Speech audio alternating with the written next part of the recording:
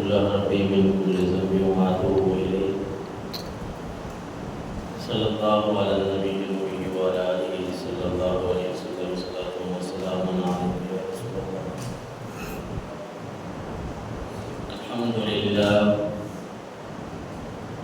الحمد لله رب العالمين والعاقبة للمتقين.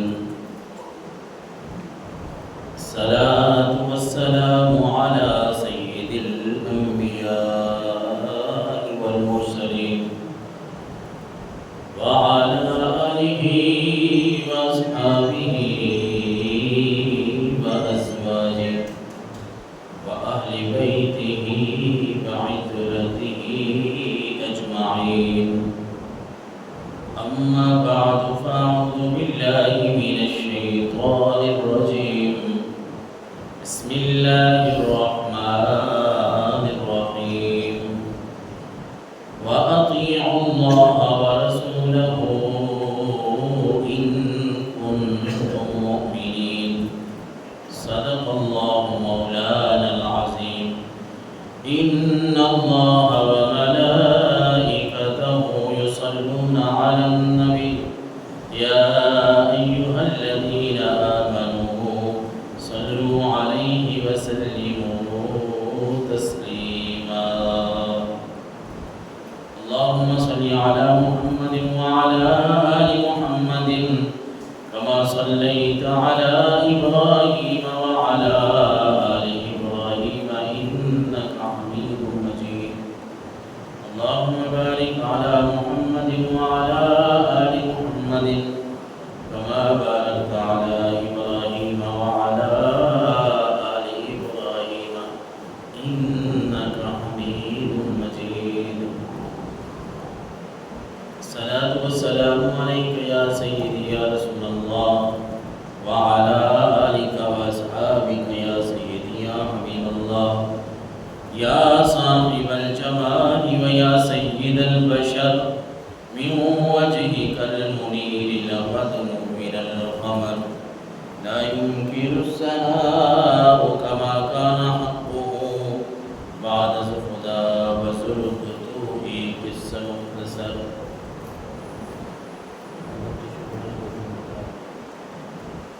خلق العلا بكماله كشف الدجى بجماله حسنت جميع خصاله.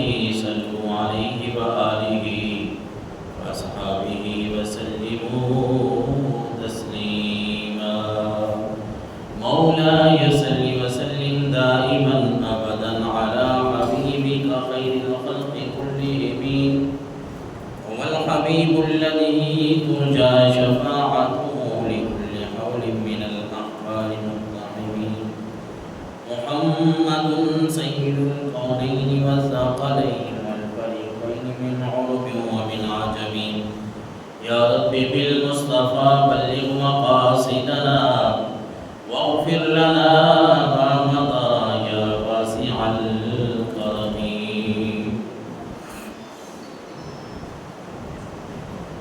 آئین حضور جگ نور نور. آئین حضور جگ نور نور. دکھ ٹل گئے زمانے دے. آئین حضور جگ نور نور. دکھ ٹل گئے زمانے دے. روندا سی شیطان کا بہسیا جدو مہیام نہ دے بیڑے بسیا. روندا سی شیطان کا بہسیا جدو مہیام نہ دے بیڑے بسیا. کیتے نے طوافیا کے سارے نوریاں. کیتے نے طوافیا کے سارے نوریاں. میرے سیدے گھرانے دے. آئے حضور جگ نور نور.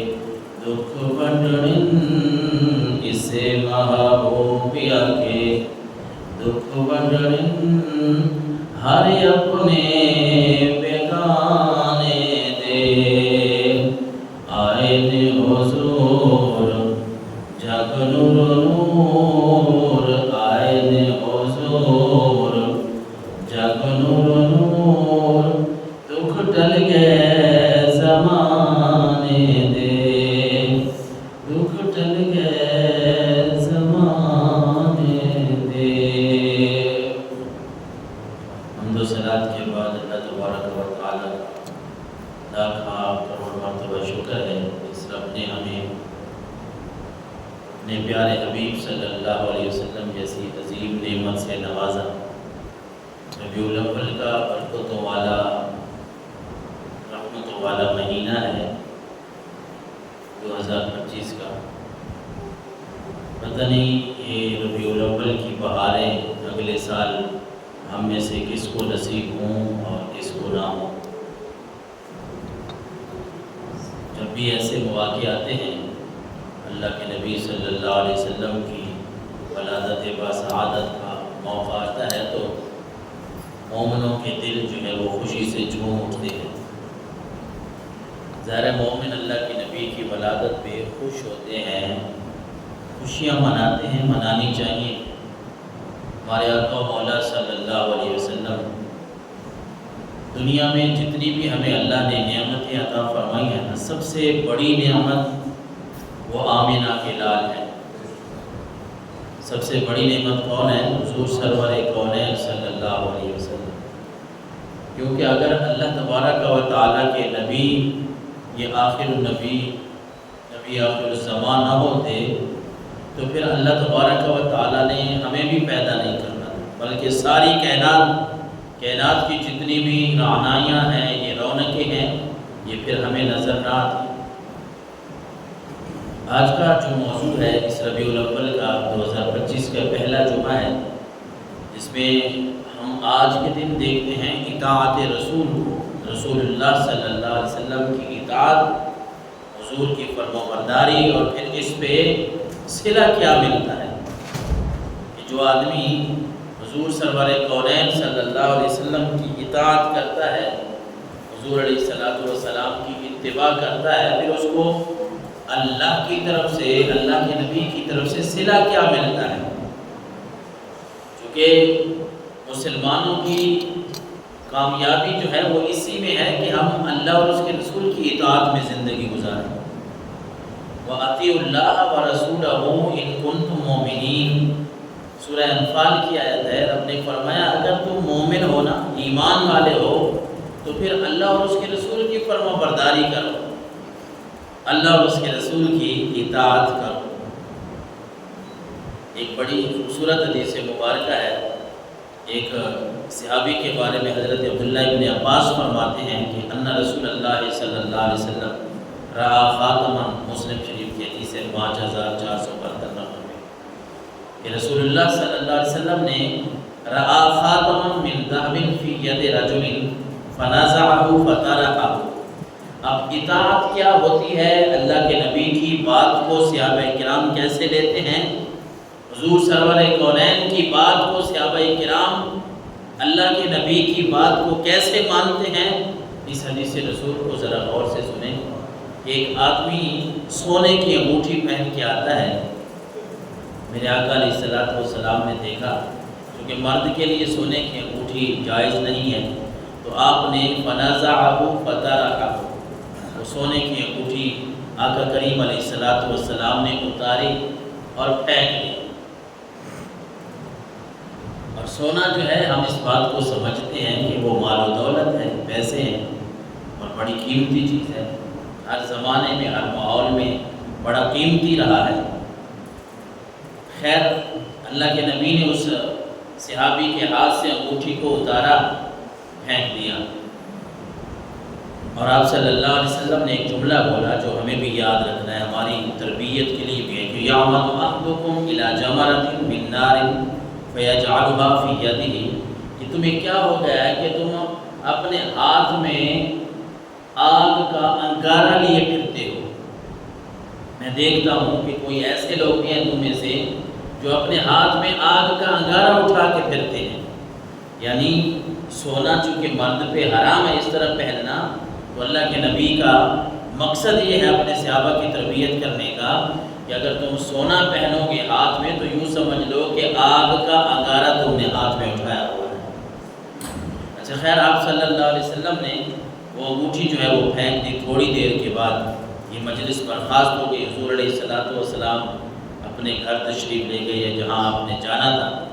جو باقی لوگ بیٹھے تھے، فقیل للرجل بعد ما ذهب رسول اللہ، حضور کے جانے کے بعد کسی نے کہہ دیا خذ خاتمک انتفع بہ، کہ اللہ کے بندے یہ اپنی سونے کی انگوٹھی ہے، اس کو اٹھا لے.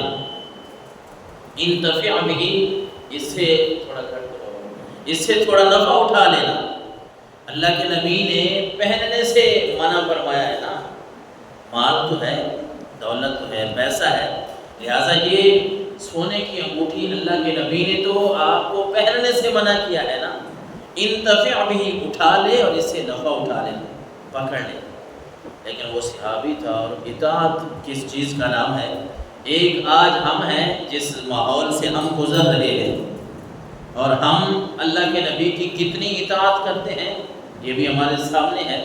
اور یہاں صحابی کے الفاظ دیکھیں کہ جب اسے دوسرے لوگ کہتے ہیں آپ اٹھا لے اور اس سے کچھ نفع اٹھا لینا، وہ کہتے ہیں لا واللہ لا آخذہ ابدا لا آخذہ ابدا وقد طرحہ رسول اللہ.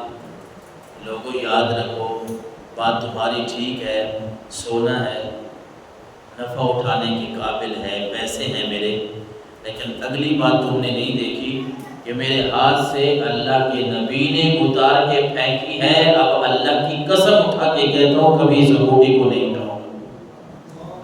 حضور نے میرے ہاتھ سے اتاری ہے، پھینکی حضور نے ہے. اب میری یہ جرت نہیں ہے کہ میں اس انگوٹھی کو اٹھا کے گھر لے جاؤں. اتنی اطاعت، اتنی فرم و برداری. حالانکہ اللہ نے اور اللہ کے نبی نے انہیں منع نہیں فرمایا تھا. اٹھا لیتے، گناہ نہیں تھا. جیب میں ڈال لیتے، ہاتھ میں پکڑ لیتے، گھر لے جاتے، بیچ دیتے، کوئی اور چیز خرید لیتے، گناہ نہیں تھا. لیکن صحابی کہتے ہیں واللہ لا آخذہ ابدا. لوگوں بات تمہاری ٹھیک ہے، اس سے نفع اٹھایا جا سکتا ہے، لیکن میں اللہ کی قسم اٹھا کے کہتا ہوں اللہ کے رسول نے جب یہ میری خاتم، یہ میری انگوٹھی اللہ کے نبی نے جب پھینک دی ہے، اب میرا جی گوارا نہیں کرتا کہ میں اس کو اٹھا کے ہاتھ میں لوں، میں اس کو اپنے جیب میں رکھ لوں. کیونکہ صحابہ کرام کے لیے بس ایک ہی جملہ تھا، ایک ہی بات تھی کہ بس ہم زندگی ایسے گزاریں گے کہ اللہ راضی ہو اور اللہ کا رسول راضی ہو. ان کا ایک ذہن تھا کہ بس ہمیں کسی کی ضرورت نہیں ہے، ہمیں اگر ضرورت ہے تو اللہ کی ضرورت ہے یا اللہ کے نبی کی ضرورت ہے. تو کسی نے کہا نا کہ جل رہا ہے محمد کی دہلیز پر، جل رہا ہے محمد کی دہلیز پر، دل کو تاکہ حرم کی ضرورت نہیں، میرے آقا کے مجھ پر ہیں اتنے کرم، اب کسی کے کرم کی ضرورت نہیں. کہ جل رہا ہے محمد کی دہلیز پر، دل کو تاکہ حرم کی ضرورت نہیں، میرے آقا کے مجھ پر ہیں اتنے کرم، اب کسی کے کرم کی ضرورت نہیں. وہ لوگ سمجھتے تھے کہ ہمیں بس اللہ اور اس کا رسول چاہیے، دنیا ادھر کی ادھر ہو جائے، ہم نے رسول اللہ کی اطاعت کسی حوالے سے چھوڑ دی نہیں ہے. حضرت ابو ہریرہ کہتے ہیں اطاعت رسول کے حوالے سے اگر بات کریں، حضرت ابو ہریرہ کہتے ہیں رسول اللہ صلی اللہ علیہ وسلم نے فرمایا کل امتی یدخلون الجنہ الا من ابا، میرا ہر امتی جنت میں جائے گا سوائے انکار کرنے والے کے. میرا ہر امتی، اللہ کے نبی نے فرمایا جنت میں جائے گا سوائے انکار کرنے والے کے. تو صحابہ کرام نے پوچھ لیا یا رسول اللہ ومن یابا، اللہ کے نبی یہ انکار کرنے والے لوگ کون ہوں گے، اس کا کیا مطلب ہے کہ جو انکار کرے گا آپ کا وہ جہنم میں جائے گا. رسول اللہ صلی اللہ علیہ وسلم نے فرمایا من اطاعنی دخل الجنہ ومن عصانی فقد ابا. حضور نے فرمایا جس نے کی میری اطاعت وہ جائے گا جنت میں، وہ جنت میں داخل ہوگا، اور جس نے کی میری نافرمانی، میری اطاعت کو، فرما برداری کو چھوڑ دیا، یوں سمجھ لے کہ اس نے میری نافرمانی کی ہے اور وہ جہنم میں جائے گا۔ اللہ اکبر۔ صحابہ کرام کا انداز اگر ہم دیکھیں تو بندہ حیران رہ جاتا ہے۔ چھوٹی چھوٹی کسی نیکی کو نا چھوٹا تو ویسے ہی خیال نہیں سمجھنا چاہیے۔ اللہ کے نبی نے فرمایا کسی نیکی کو چھوٹا نہ سمجھو، حقیر نہ سمجھو۔ اگر تم کوئی چیز نہیں پاتے نا نیکی کرنے کے لیے، کوئی صدقہ نہیں کر سکتے، خیرات نہیں کر سکتے، تمہاری طاقت نہیں ہے، زیادہ نفل نہیں پڑھ سکتے، بس فرض پڑھ رہے ہو، فرائض پڑھ رہے ہو، تو اللہ کے نبی نے فرمایا پھر یوں کرو کہ کسی بھی مسلمان کو مسکرا کر ہنس مکھ ہو کے کسی سے بھی ملاقات کر لیا کرو، اللہ تمہیں نیکی کا ثواب عطا فرما دے گا۔ اسلام ہمارا تو یہ ہے۔ اور اس پہ پھر صحابہ کرام کیسے عمل کرتے تھے؟ حضرت ام دردہ، حضرت دردہ کی والدہ، وہ کہتی ہیں حضرت ابو دردہ جو ان کے خامن تھے ام دردہ کے، انہوں نے اپنے خامن کو ایک بات کہی کہ آپ نا ہر بات پہ مسکراتے ہیں۔ ابو دردہ کو کہتی ہیں آپ ہر بات پہ مسکراتے ہیں، بات تو آپ کی ٹھیک ہے، لیکن یہ بات پہ جو مسکرانا ہے نا، ہلکی سی مسکراہٹ ہے۔ لا یقول الناس انک اے احمق، مجھے لگتا ہے کہ لوگ کہیں آپ کو بے وقوف سمجھتے ہیں۔ اب وہ زوجہ بیوی اپنے خامن کو کہہ رہی ہے، صحابی کو کہہ رہی ہے کہ آپ جب مسکراتے ہیں نا، مجھے اس طرح محسوس ہوتا ہے کہ آپ کے تبسم سے، مسکرانے سے لوگ آپ کو بے وقوف سمجھتے ہیں۔ حضرت ابو درداء نے بڑا خوبصورت جواب دیا۔ آپ نے فرمایا ما رأیت رسول اللہ صلی اللہ علیہ وسلم یحدث حدیثا الا تبسم او کما قال۔ حضرت ابو درداء کہتے ہیں، میری گھر والی کی مسند احمد شریف کی حدیث مبارکہ ہے، وہ کہتے ہیں کہ آپ کہہ رہے ہیں کہ لوگ مجھے تبسم کی وجہ سے، مسکراہٹ کی وجہ سے، بات پہ جو میں مسکراتا ہوں، مجھے لوگ بے وقوف سمجھتے ہیں۔ وہ کہتے ہیں لوگ مجھے بے وقوف سمجھتے ہیں تو سمجھتے رہنے دیں، اس کے پیچھے ایک بہت بڑی وجہ ہے جس وجہ سے میں جب بھی بات کرتا ہوں تو ہنس مکھ ہو کے مسکرا کے بات کرتا ہوں، اس بات کا تمہیں علم نہیں ہے۔ اور پھر خود برت بیان کرتے ہیں کہ میری بیوی میں جب بات کرتا ہوں، مسکراتا ہوں، وہ اس وجہ سے کہ میں نے اپنے پیارے آقا و مولا صلی اللہ علیہ وسلم کو دیکھا، میں نے آمینہ کے لال کو دیکھا ہے کہ جب وہ بات کرتے ہیں تو مسکراتے ہیں، میں تو ان کی سنت پہ عمل کر رہا ہوتا ہوں۔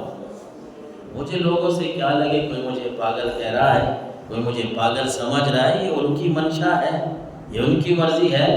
ہماری مرضی یہ ہے کہ ہم اپنے آقا و مولا صلی اللہ علیہ وسلم کی اطاعت کس سنت پہ ہم عمل کر کے دکھا سکتے ہیں۔ ان کا تو یہ جوش تھا، یہ جذبہ تھا صحابہ کرام کا کہ ہم اپنے گریبان میں جھانکے، خیر ہم تو بہت گناہگار لوگ ہیں، ہم ان کے ساتھ موازنہ نہیں کر رہے۔ جیسے ایک بات بتا رہا ہوں کہ ہم جس بات کو چھوٹا سمجھتے ہیں، صحابہ کرام اس بات کو سنت سمجھ کے کہ یہ سرکار دو عالم نے یہ کام کیا ہے نا، اس کو سنت سمجھ کے وہ کام کر رہے ہیں اور ثواب حاصل کر رہے ہیں۔ کیونکہ قرآن بھی یہی کہتا ہے سورہ اعراف کی آیت نمبر 58 میں کہ حضور کی اطاعت میں ہر بات، ہر لمحہ، ہر جہت، ہر حیثیت، اب کچھ بھی کہہ لیں، کامیابی اسی میں ہے کہ ہم اللہ اور اس کے رسول کی اطاعت میں آ جائیں۔ قرآن کہتا ہے قُلْ يَا أَيُّهَا النَّاسُ إِنِّي رَسُولُ اللَّهِ إِلَيْكُمْ جَمِيعًا الَّذِي لَهُ مُلْكُ السَّمَاوَاتِ وَالْأَرْضِ لَا إِلَٰهَ إِلَّا هُوَ يُحْيِي وَيُمِيتُ فَآمِنُوا بِاللَّهِ وَرَسُولِهِ النَّبِيِّ الْأُمِّيِّ الَّذِي يُؤْمِنُ بِاللَّهِ وَكَلِمَاتِهِ وَاتَّبِعُوهُ لَعَلَّكُمْ تَهْتَدُونَ۔ اے محبوب آپ اپنی زبان مبارک سے اعلان فرما دینا، آپ لوگوں کو بتا دیں، یا ایھا الناس انی رسول اللہ علیکم جمیعا، اے نبی آپ خود اعلان فرما دیں کہ اے لوگوں میں تم سب کی طرف اللہ کا رسول بن کے آیا ہوں، تم سب کی طرف اللہ کا رسول بن کے آیا ہوں۔ الذی لہ ملک السماوات والارض، مجھے کسی نے اور نے رسول نہیں بنایا، مجھے اس اللہ نے اپنا رسول بنایا ہے جو زمین کا بھی مالک ہے، آسمان کا بھی مالک ہے۔ مجھے اس اللہ نے اپنا رسول بنایا ہے، لا الہ الا ہو اس کے سوا کوئی عبادت کے لائق نہیں۔ مجھے اس اللہ نے ساری دھرتی کی طرف رسول بنا کے بھیجا ہے، هو یحیی و یمیت، جو زندگیاں بھی دیتا ہے، جو موت بھی عطا کرتا ہے۔ مجھے اس اللہ نے اپنا رسول بنا کے بھیجا، اس نے مجھے حکم دیا فآمنوا باللہ ورسولہ النبی الأمی الذی یؤمن باللہ وکلماتہ۔ میں تمہیں بتاؤں، مجھے اس اللہ نے حکم دیا ہے کہ میں تمہیں بتاؤں کہ اللہ پر ایمان لاؤ، اللہ کو مانو، اللہ کے نبی کو مانو۔ کون سا نبی؟ النبی الأمی الذی، وہ نبی جس کو پڑھایا تو کسی نے نہیں ہے لیکن وہ سب کچھ رب کے حکم سے جانتا ہے۔ وہ نبی جس کے بارے میں رب کہتا ہے الرحمن علم القرآن، کہ رحمان نے اپنے بندے کو سب کچھ سکھا دیا۔ ہم یہ نہیں کہتے کہ حضور کا علم جو ہے وہ بذات خود ذاتی علم ہے، یعنی حضور خود جانتے ہیں سب کچھ، نہیں۔ ہم کہتے ہیں کہ ہمارے نبی یا کوئی بھی نبی ہو، کوئی بھی اللہ کا نیک بندہ اگر کچھ جانتا ہے تو وہ رب کے حکم سے، رب کے اذن سے جانتا ہے، وہ رب کا محتاج ہے۔ اللہ کا علم ذاتی ہے، اللہ کسی کا محتاج نہیں ہے، وہ رب کسی کا محتاج نہیں ہے۔ اس کا علم، اس کی صفات جتنی بھی ہیں وہ اس کی ذاتی ہیں، لیکن اللہ کے علاوہ وہ نبی ہوں، وہ فرشتے ہوں، وہ جن ہوں، وہ انسان ہوں، ہر کوئی پوری کی پوری کائنات جو ہے وہ اس رب کی محتاج ہے۔ لیکن ہمارے نبی کا ایک لقب ہے امی۔ امی کا معنی ہوتا ہے، آپ مختلف ترجمے دیکھیں گے تو خیر بہت سخت الفاظ میں لوگوں نے اس کا ترجمہ کیا ہے، لیکن اعلیٰ حضرت عظیم البرکت نے خوبصورت اس کا ترجمہ کیا کہ امی کا معنی، وہ میں لفظی ترجمہ خیر نہیں کرتا، مجھے اچھا نہیں لگتا، جو ہم نے ادب احترام اعلیٰ حضرت نے کیا نا، وہ کہتے ہیں امی کا معنی ہوتا ہے جسے پڑھایا بھی کسی نے نہ ہو لیکن اس کے پاس رب کے حکم سے علم بھی سارا ہو، وہ جانتا بھی سب کچھ ہو۔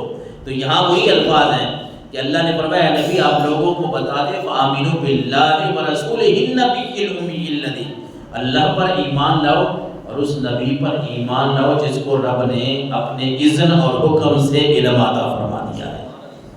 یؤمن باللہ وکلماتہ، وہ نبی جو اللہ پر بھی ایمان رکھتا ہے، رب کی باتوں پر بھی ایمان رکھتا ہے۔ واتبعوہ، اس نبی کی پیروی کرو، لعلکم تہتدون، اگر تم دنیا میں ہدایت چاہتے ہو، سیدھا راستہ چاہتے ہو، تم چاہتے ہو کہ ہم سیدھے راستے پہ چلیں، تو پھر اے نبی آپ بتا دیں واتبعوہ لعلکم تہتدون، ہدایت چاہتے ہیں تو پھر میرے نبی کے قدموں میں آ جاؤ، میرے نبی کی پیروی کرو۔ تم میرے نبی کی پیروی کرو گے، اطاعت کرو گے، رب تمہیں دنیا میں ہدایت عطا فرما دے گا، آخرت میں جنت نصیب فرما دے گا۔ کسی نے کہا نا لازم ہے مومنوں پہ اطاعت رسول کی، لازم ہے مومنوں پہ اطاعت رسول کی، دل میں ہو جا کوزی محبت رسول کی۔ جب بندہ رسول کی اطاعت کرتا ہے نا، رسول اللہ کی، حقیقی محبت اس وقت دل میں آتی ہے جب بندہ حضور سرور کونین صلی اللہ علیہ وسلم سے محبت کا دعویٰ کرتا ہو لیکن حضور کی اطاعت فرما برداری اگر نہ کرے نا تو پھر بندے کا دعویٰ جو ہے وہ کھوکھلا رہ جاتا ہے۔ ربیع الاول کا مہینہ ہے نا، پہلا جمعہ ربیع الاول کا، ہم سرکار دو عالم صلی اللہ علیہ وسلم کی آمد کی خوشی بھی منائیں گے، چونکہ ہم یہ عقیدہ اور ایمان رکھتے ہیں، اور اب کی بات نہیں ہے، کوئی 100-200 سال 400 سال بات نہیں ہے، بلکہ آقا کریم علیہ السلام کی جو ولادت کی خوشی ہے نا، یہ حضور کے زمانے سے آ رہی ہے۔ انداز بدل دیا گیا تھوڑا سا، لیکن شریعت کے دائرے میں رہتے ہوئے آپ کوئی بھی اس کو نام دے دیں، محفل میلاد کا آپ اسے نام دے دیں، آپ اسے جلوس کا نام دے دیں، یہ کوئی بدعت نہیں ہے، کوئی ایسی نئی بات نہیں ہے جس طرح ہمارے نوجوانوں کو بتایا جاتا ہے کہ یہ کوئی نئی بدعت آ گئی ہے، یہ فلاں سال بھی نہیں تھا۔ وہ ایک مولوی صاحب کو میں سن رہا تھا، وہ بڑے شد و مد کے ساتھ کہہ رہا تھا یہ تو بس اتنے 100 سال ہو گئے ہیں، یہ شروع ہوا ہے میلاد، اس سے پہلے تو کچھ نہیں تھا، لہٰذا یہ بدعت ہے۔ ارے میں پوچھتا ہوں، پھر یہ بات کرتے ہیں نا، پھر اسی بات پہ آ جاتے ہیں سارے کہ حضور سرور کونین صلی اللہ علیہ وسلم کے زمانے میں جو کام نہیں ہوا نا، دوسرے لوگ کہتے ہیں کہ جو حضور کے زمانے میں کام نہیں ہوا، صحابہ کے زمانے میں کام نہیں ہوا، تو وہ بدعت کہلاتا ہے۔ میں آپ کو یہ بھی بتاتا چلوں کہ ہمارے پاس جو قرآن کے بعد جو صحیح اور مستند کتابیں ہیں نا، جن کو آپ بخاری شریف اور مسلم شریف کہتے ہیں، یہ بھی حضور کے زمانے میں تو نہیں تھی، صحابہ کرام کے زمانے میں بھی نہیں تھی، یہ بعد کی لکھت ہے، بعد میں یہ لکھائی گئی ہیں۔ بلکہ قرآن مجید کو اگر دیکھیں تو قرآن مجید کے جو سپارے آپ کو نظر آتے ہیں، جو حصے ہم نے بنائے، یہ سپارے ہیں، ان کے رکوع ہیں، اور ان کے اوپر جو زبر زیر پیش ہے، یہ تو میرے آقا علیہ السلام کے زمانے میں نہیں تھا، کیونکہ زبر زیر پیش کی جب ضرورت آئی تو اس وقت اس کو لکھا گیا۔ حضرت عثمان غنی نے قرآن مجید کو جمع کیا، جمع اور تدوین کا جتنا بھی کام ہے یا سر ہے وہ مختلف اس کے ادوار ہیں۔ حضور کے زمانے میں بھی اہتمام تھا، حضرت ابوبکر کے زمانے میں بھی اہتمام تھا، عمر کے زمانے میں بھی اہتمام تھا، لیکن خصوصاً اس قرآن کو جو ان حصوں میں جمع کیا گیا ہے وہ تو حضرت عثمان غنی رضی اللہ تعالیٰ عنہ نے فرمایا ہے۔ یہ حضرت عثمان غنی کا یہ جمع کیا ہوا مصحف شریف ہے، یہ قرآن مجید ہے۔ جبکہ حضرت حذیفہ بن یمان رضی اللہ تعالیٰ عنہ نے مختلف علاقوں کا دورہ کیا کچھ کاموں کے حوالے سے، تو انہوں نے دیکھا کہ لوگ جو ہے وہ قراءت میں خلط ملط کرنے لگے۔ قراءت جو قرآن کی کر رہے ہیں، کوئی کسی قراءت کو لے کے بیٹھا ہے، کوئی کسی قراءت کو، انہوں نے آ کے حضرت عثمان غنی کو بتایا کہ اگر یہی حال رہا اور قرآن کا اس طرح ایک نسخہ کوئی نہ بنایا گیا تو پھر تو اس قرآن میں بہت ساری شاید تبدیلیاں آ جائیں۔ تو حضرت عثمان غنی نے اس قرآن کو تدوین کیا، جمع کیا، ایک شکل دے دی۔ تو آقا کریم علیہ السلام بات کرنے کا مقصد یہ ہے کہ حضور کی ولادت کی جو خوشی مناتے ہیں نا، حضور علیہ السلام کی جو ولادت کی خوشی مناتے ہیں، یہ کوئی بدعت نہیں ہے۔ ہاں یہ بات ضرور ہے کہ اس کو شریعت کے دائرے میں رہتے ہوئے کریں، کوئی ایسا کام نہ کریں جو شریعت سے ٹکراتا ہو، لیکن ہر بندے کا اپنا انداز ہے، ہر بندہ اس کو خود جو ہے وہ منا سکتا ہے جس طرح وہ چاہے، کیونکہ ہم اس رسول عربی صلی اللہ علیہ وسلم کی خوشی مناتے ہیں، ولادت بسعادت کی۔ ہمارا یہ عقیدہ اور ایمان ہے کہ حضور سرور کونین صلی اللہ علیہ وسلم آپ نے وصال فرمایا، ظاہراً وصال آپ نے فرمایا، لیکن ان کا وصال، ان کی موت، کچھ لوگ ہمیں یہ بھی کہتے ہیں نا ہمارے نوجوانوں، یہ تو 12 وفات ہے، حضور کی وفات کا دن ہے اور آپ اس دن خوشی مناتے ہیں۔ میں یہاں عرض کرتا چلوں کہ حضور اکرم صلی اللہ علیہ وسلم کی جو وفات مبارک ہے وہ اسی مہینے میں ہے، لیکن وہ 12 ربیع الاول کو نہیں ہے۔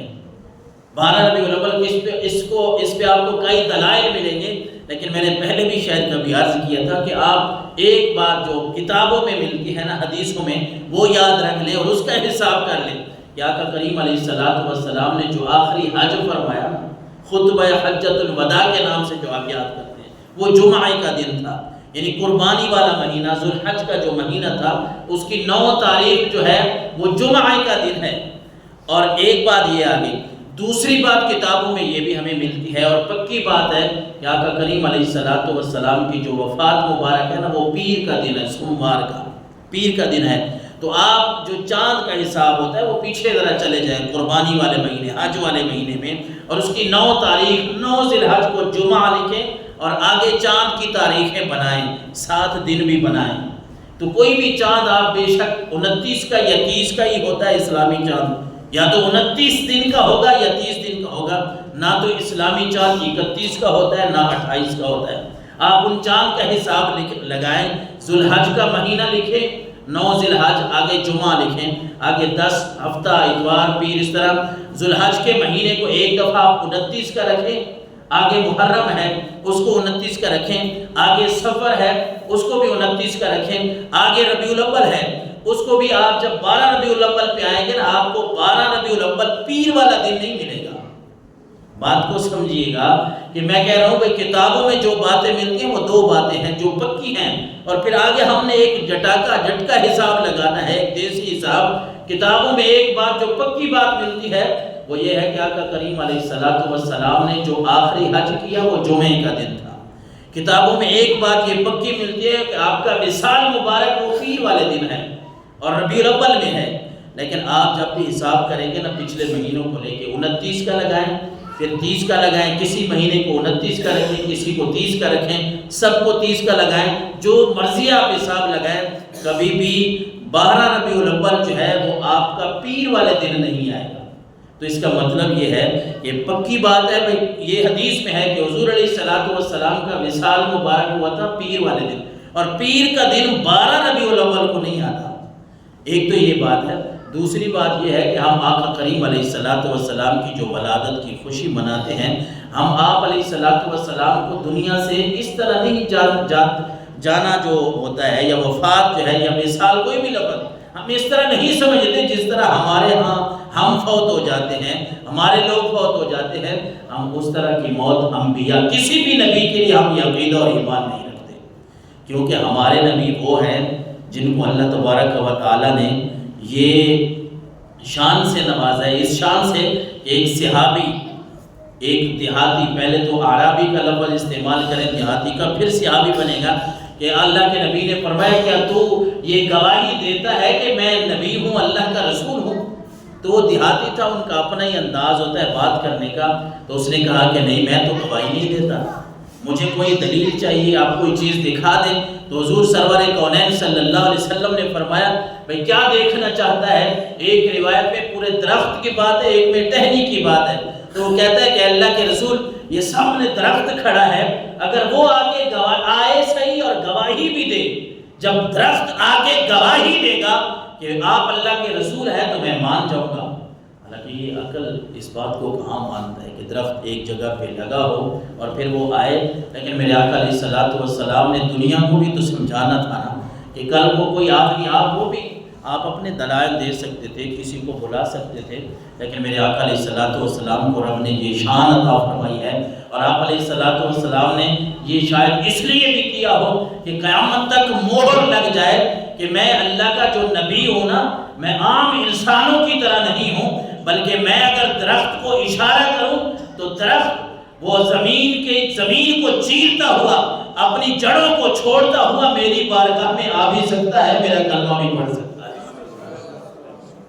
اور آپ نے دکھایا، پھر اعرابی نے یہ کلمہ پڑھا، اشہد ان لا الہ الا اللہ کی گواہی۔ ہم اس نبی کا میلاد مناتے ہیں، ہم اس کی اطاعت کی بات کرتے ہیں، کہ جو نبی مکہ والے کہتے ہیں آپ جادوگر ہیں، نعوذ باللہ، آپ فلاں ہیں، کبھی ساحر کا قول، کبھی شاعر کا قول، پھر انہوں نے کہہ بھی دیا اقتربت الساعۃ وانشق القمر، قرآن مجید کہتا ہے قیامت قریب ہے اور چاند پھٹ چکا ہے، چاند 2 ٹکڑے ہو چکا ہے، ماضی کی بات قرآن کہتا ہے۔ وہ حضور علیہ الصلوۃ والسلام کے اس معجزے کی طرف اشارہ ہے، حضور کی یہ شان قرآن بتا رہا ہے کہ جب مکہ والوں نے کہا، بخاری شریف کی حدیث آپ دیکھ لیجئے گا 4864 نمبر پہ یہ حدیث آپ کو ملے گی، کہ مکہ کے لوگوں نے جب کہا کہ یہ ہمیں باتیں دکھاتے تو ہیں، یہ درخت والی بات ہو گئی، کسی اور بات کو لے لیں، لیکن ہم نے سنا ہے کہ آسمان پہ جادو کام نہیں کرتا، لہذا ان کو کہتے ہیں ہمیں چاند 2 ٹکڑے کر کے دکھائیں۔ میرے آقا علیہ الصلوۃ والسلام نے جب یہ بات سنی، حضور نے فرمایا اگر تم کہتے ہو تو میں یہ بھی کر کے دکھا سکتا ہوں۔ اور پھر سارے جب اکٹھے ہوئے، کسی ایک کی بات نہیں، مکہ والے لوگ اکٹھے تھے، اور میرے آقا کو جب یہ کہا گیا کہ اگر آپ نبی ہیں تو چاند کے 2 ٹکڑے کر کے دکھائیں، حضور نے چاند کی طرف اشارہ کیا فرمایا کہ چاند 2 ٹکڑے ہو گیا۔ اور اگلی بات بھی آپ کو پتہ ہونا چاہیے، حدیث میں کے الفاظ جب میں پڑھتا ہوں نا بڑا غور کرتا ہوں، حدیث میں یہ نہیں ہے کہ چاند جہاں کھڑا تھا وہاں 2 ٹکڑے ہو گیا۔ کوئی کہہ سکتا تھا، کوئی اعتراض کر سکتا تھا کہ چاند 2 ٹکڑے تو ہوا، لیکن ہماری آنکھیں جو ہے نا ان میں کچھ کر دیا گیا تھا، ہمیں وہاں 2 ٹکڑے نظر آئے۔ لیکن حدیث میں یاد رکھیے گا یہ الفاظ نہیں ہیں، حدیث میں الفاظ ہیں، صحابہ کہتے ہیں ہم نے دیکھا جس پہاڑی پہ ہم کھڑے تھے چاند کا 1 ٹکڑا اس کے پیچھے تھا، 1 ٹکڑا اس کے آگے پڑا تھا۔ یہ میرے آقا علیہ الصلوۃ والسلام کی شان ہے، اور حضور سرور کونین صلی اللہ علیہ وسلم جن کی ولادت باسعادت کی ہم خوشی مناتے ہیں، ان کی اطاعت، ان کی اتباع بھی بڑی چیز ہے۔ اس کا صلہ کیا ہے؟ من یطع الرسول فقد اطاع اللہ، اللہ نے فرمایا جس نے رسول کی اطاعت کی اس نے اللہ کی اطاعت کی۔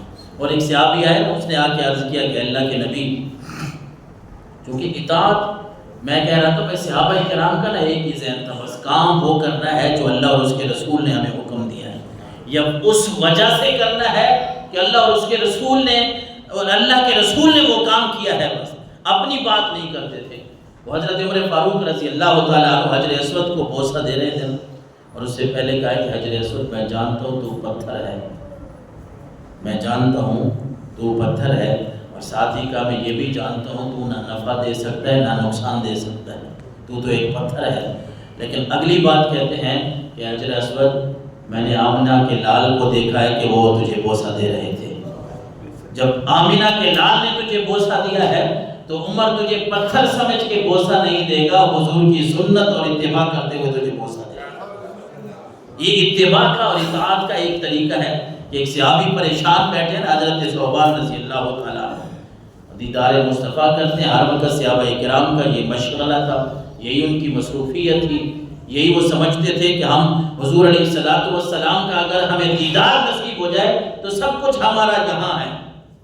کیونکہ آقا کریم علیہ السلام کی جو شان ہے نا، وہ بیان تو یہ کہ کون بیان کر سکتا ہے، کون اس شان کو آخر تک لے جا سکتا ہے۔ وہ کسی نے کہا نا کہ تھکی ہے فکر رضا مدح باقی ہے، تھکی ہے فکر رضا مدح باقی ہے، قلم ہے آبلہ پا مدح باقی ہے، ورق تمام ہوا مدح باقی ہے، اور عمر تمام لکھا مدح باقی ہے۔ وہ کہتا ہے کہ لوگوں ہماری فکریں ختم ہو جاتی ہیں لیکن رسول اللہ کی شان کبھی ختم نہیں ہوتی۔ لوگوں یہ بات یاد رکھو، لکھنے والوں کے قلم تو ٹوٹ جاتے ہیں، ختم ہو جاتے ہیں، سیاہیاں مک جاتی ہیں، لیکن رسول اللہ کی شان ختم نہیں ہوتی۔ وہ کہتے ہیں ورق تمام ہوا، یہ ورقے ختم ہو سکتے ہیں، حضور کی شان ختم نہیں ہو سکتی۔ کبھی کہتے ہیں عمر تمام لکھا مدح باقی ہے، لوگوں نے عمریں کال دی، لکھنے والے لکھ تھک گئے، دنیا چھوڑ گئے، لیکن میرے آقا علیہ السلام کی مدح جو ہے وہ پوری نہ ہو سکی۔ ان کی شان قیامت تک لوگ بیان کرتے رہیں گے، ان کی شان کو لوگ قیامت تک سنتے رہیں گے۔ آپ مت کسی کی باتوں میں آئیں کہ یہ نہیں وہ نہیں۔ آپ اللہ کے نبی کو ہمارے بزرگ فیصلہ کر گئے ہیں کہ ہمارے نبی خدا نہیں ہیں، خدا کے ساتھ ہم شریک نہیں ٹھہراتے۔ باقی جو ادب کی بات ہے، جو ان کی شان کی بات ہے، وہ جتنی بھی قرآن میں یا حدیث میں باتیں ہیں، آپ جتنی بھی باتیں کر لیں وہ پھر بھی کم ہیں۔ اللہ نے اپنے نبی کو شان سے نوازا۔ حضرت ثوبان کی بات ہم کر رہے تھے، پریشان ہوئے کہ یہاں تو دیدار مصطفیٰ کرتے ہیں، یہ اطاعت کا صلہ کیا ہے اللہ کے نبی کی باتوں کو ماننے کا، فرما برداری کا، کہ یہاں حضور کی زیارت کرتے ہیں تو قیامت آئے گی، آخرت اللہ کے نبی جنت میں جائیں گے، ہم بھی چلو چلے گئے تو ہمارا درجہ تو نچلا ہوگا، ہم اللہ کے نبی کو کیسے؟ حضور نے پوچھا ثوبان کیوں پریشان بیٹھے ہو؟ حضور یہی عرض کی ہے اللہ کے نبی جب دنیا سے جائیں گے آپ کا دیدار کیسے کریں گے؟ آپ تو جنت میں اعلیٰ مقام میں ہوں گے، ہمیں جنت ملے گی تو ہمارا مقام آپ سے نیچے ہوگا۔ اللہ تبارک و تعالیٰ نے جب صحابی کی یہ بات سنی تو حضور پہ قرآن کی آیت نازل فرما دی، وَمَن يُطِعِ اللَّهَ وَالرَّسُولَ فَأُولَٰئِكَ مَعَ الَّذِينَ أَنْعَمَ اللَّهُ عَلَيْهِم مِّنَ النَّبِيِّينَ وَالصِّدِّيقِينَ وَالشُّهَدَاءِ وَالصَّالِحِينَ وَحَسُنَ أُولَٰئِكَ رَفِيقًا۔ اے نبی میرے صحابہ کو بتا دیں، اپنی امت کو بتا دیں، میرے بندوں کو بتا دیں کہ جو بھی اللہ اور اس کے رسول کی اطاعت کر کے آئے گا، اللہ اس کو نبیوں کا، صدیقین کا اور شہداء کا ساتھ نصیب فرمائے گا۔ وَحَسُنَ أُولَٰئِكَ رَفِيقًا، فرمائے یہ بڑی چنگی سنگت ہے، اگر یہ ساتھ نصیب ہو جائے نا تو یہ بڑا اچھا ساتھ ہے۔ اس لیے اللہ کے نبی کے ساتھ محبت جو ہے وہ ادب اور احترام، محبت وہ پوچھ کے نہیں کرنا، لیکن شریعت کے دائرے سے باہر بھی نہیں نکلنا۔ اور آپ سے یہ بھی التجا ہے، آخر میں التماس ہے، ٹائم بھی قریب ہے، کہ ہمارے اس جامع مسجد میں ہر سال جو ہے وہ 12 ربیع الاول کو